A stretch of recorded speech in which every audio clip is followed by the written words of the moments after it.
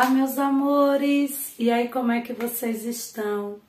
Eu estou maravilhosamente bem, melhor agora aqui gravando mais uma videoaula para vocês. E hoje eu estarei ministrando o componente curricular de História. E como vocês sabem, antes de começar a nossa aula, vamos lá para o nosso cantinho tranquilo e sossegado? Já estão aí? Ótimo! Agora vamos pegar os nossos materiais. O nosso livro de história, o lápis e a borracha. Pegaram? Isso. Eu quero que vocês coloquem aí na página 48. Vocês irão ver esse título aqui, Festas e Religiosidade. Então, o que é que eu quero de vocês? Vamos prestar atenção para a leitura e depois nós iremos responder atividades, tá bem? Então, vamos lá? O cristianismo, crença monoteísta, ou seja, baseada no culto de apenas um Deus, foi ganhando cada vez mais força na cultura europeia da época. Muitos povos, antes politeístas, foram se convertendo à religiosidade cristã. Aí vocês podem dizer assim, professora, eles antes eram politeístas. E o que era isso? Que acreditava em vários deuses. E aí eles passaram a ser monoteísta, que acreditava agora em um único Deus. Durante a Idade Média, de maneira geral, houve grande influência da Igreja Católica em diversos aspectos do cotidiano da sociedade europeia. Nas festas, por exemplo, comemorações referentes às antigas crenças politeístas, como as celebrações da chegada da primavera, do solstício de verão, eram bastante comuns. Porém, ao longo do tempo, a Igreja Católica criou comemorações cristãs, muitas delas com o objetivo de substituir ou de transformar as antigas celebrações politeístas. Então, o que foi que a Igreja Católica foi criando? Comemorações cristãs para substituir aquelas comemorações politeístas. A festa de São João, por exemplo, passou a ser comemorada no mesmo dia em que celebrava o início do verão no hemisfério norte. Para quê? Para que eles pudessem esquecer essa comemoração da chegada, do início do verão, colocando o dia do São João.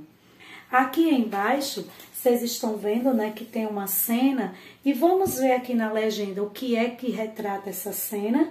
Diz assim, cena de vila com dança em torno do Mastro de Maio, de Piet Bruegel, é uma pintura a óleo sobre painel.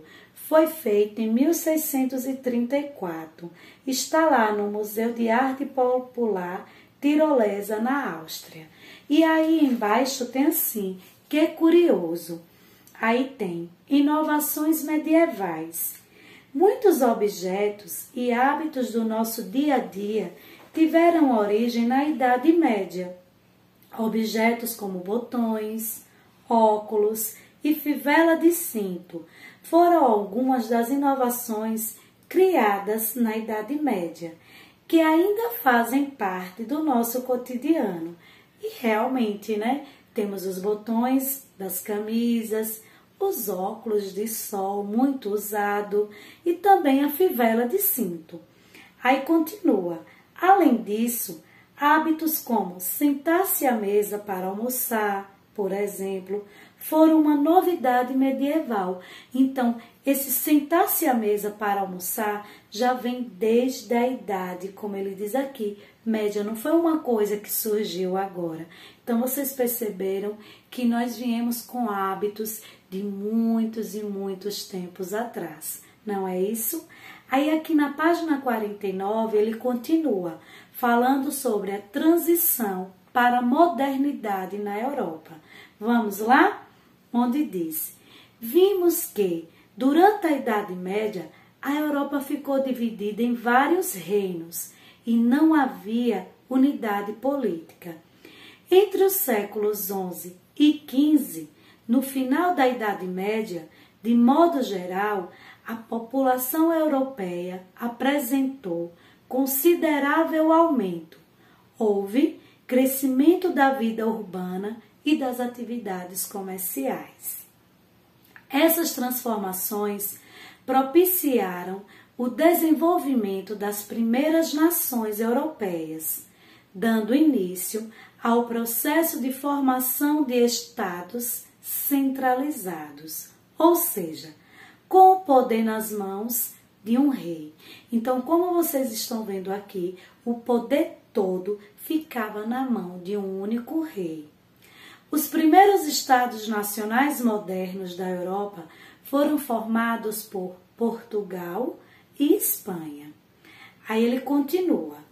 A organização desses dois estados contribuiu para que eles também fossem os primeiros a promover grandes navegações por rotas marítimas, ainda desconhecidas pelos europeus. Além disso, a localização geográfica de Portugal e Espanha, banhados pelo Oceano Atlântico, facilitou o acesso desses países à navegação em alto mar. Aí ele manda que nós observe o mapa ao lado. Vocês estão observando que esse mapa, né, da Península Ibérica na atualidade.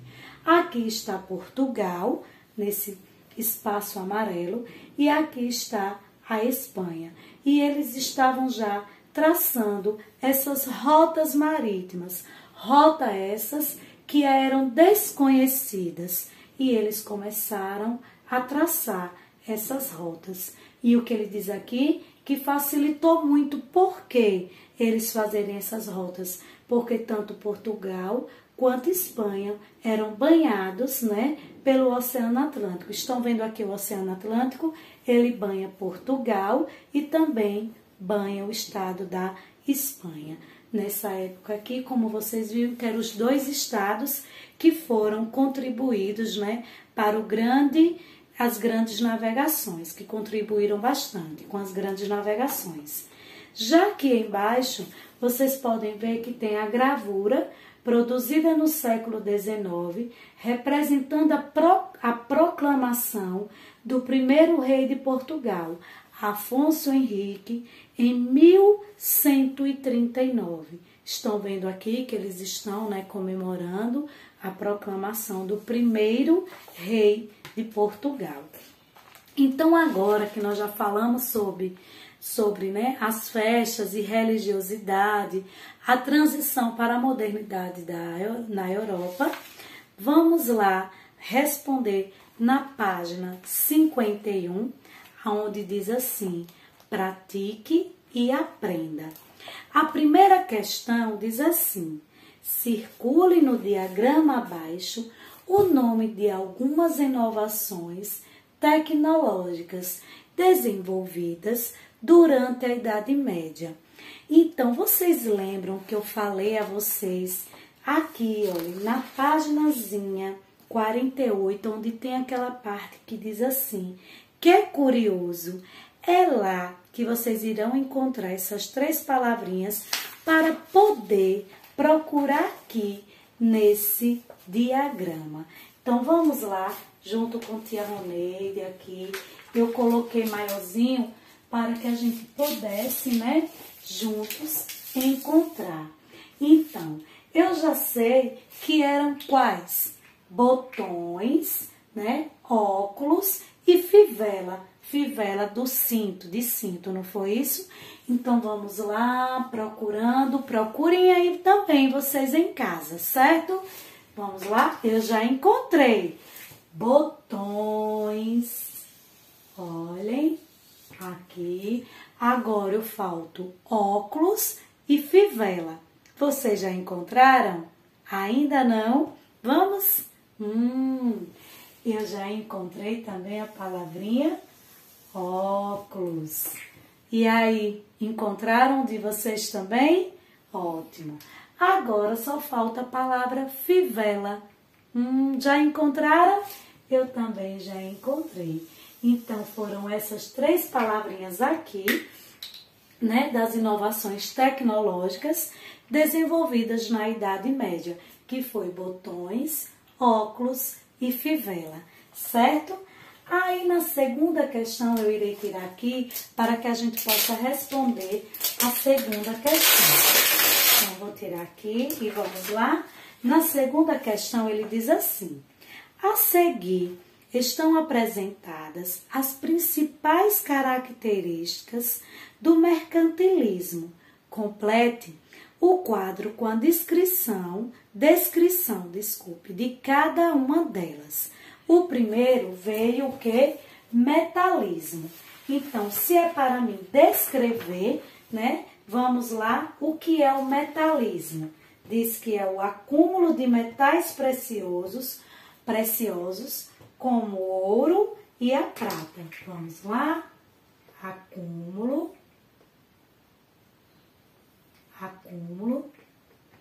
de metais preciosos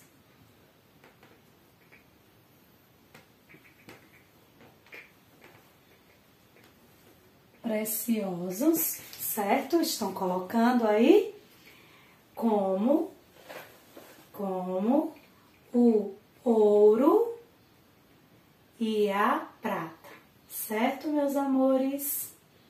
Pronto. Agora, depois, no outro quadro tem balança comercial favorável. O que quer descrever? Qual a descrição que é da balança comercial favorável? Diz assim: consiste em exportar mais produto do que importar.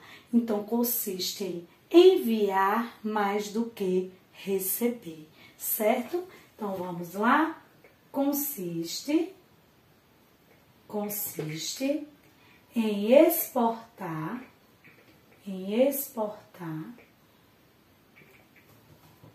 mais produtos,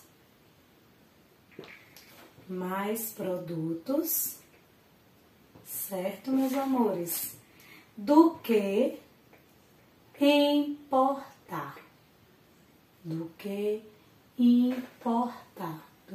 importar, está aqui, certo? Já a outra é pacto colonial. O que quer dizer pacto colonial? Prática em que uma colônia,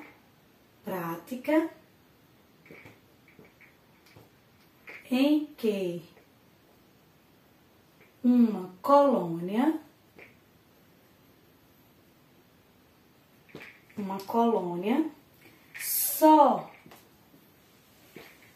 poderia realizar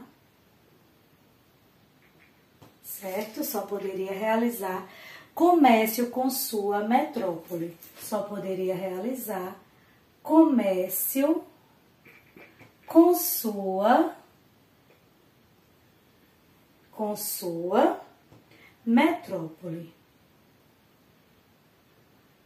Certo, meus amores? Metrópole. Então, aí está, né, a questão da segunda alternativa. E aí eu continuo.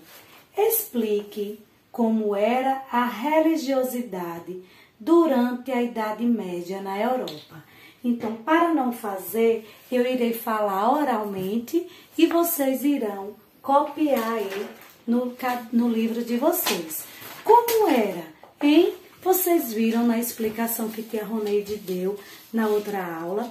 Como era? Elas eram o quê? Primeiro, politeísta, né? Isso era um politeísta. E aí, quando surgiu a religiosidade cristã, passaram a ser monoteísta. Então, como é que nós iremos responder?